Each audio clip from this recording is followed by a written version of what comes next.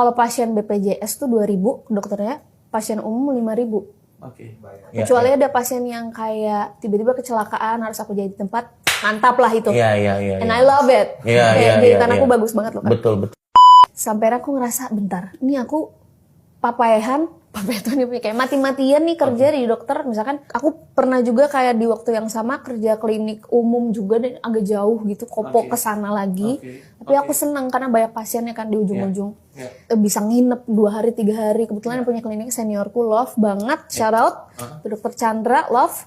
Terus senang, menyenangkan, tapi pada akhirnya bentar, kok aku udah kayak 1 bulan ngos-ngosan kagak ada waktu full, almost 24 hours.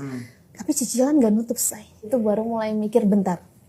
Kenapa ya dapet? Kayak aku agak mikir kayak oh iya baru aku tahu oh iya ternyata saat itu aku di klinik umum aku baru menyadari bahwa kalau pasien BPJS tuh 2.000 dokternya, pasien umum 5.000. Kecuali ada pasien yang kayak tiba-tiba kecelakaan harus aku jadi tempat, mantap lah itu. Iya. And I love it. Jahitan aku bagus banget loh kan. Betul.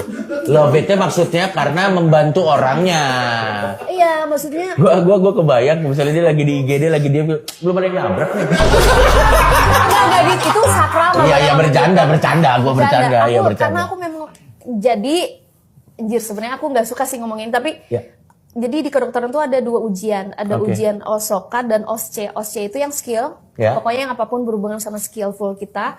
OSOKA itu yang ABCDE. Ya, aku tuh nggak suka yang ABCDE. Karena menurut aku tergantung kondisi, semua bisa bener, tapi ya mau nggak mau harus ngikutin oke gitu kan. Iya paham. Nah kebetulan OSCE di angkatanku waktu itu aku tertinggi. Wow. Iya. Oke. Maksudnya kayak karena aku suka, apalagi kan kalau OSCE itu kayak ada pasiennya, gitu kan.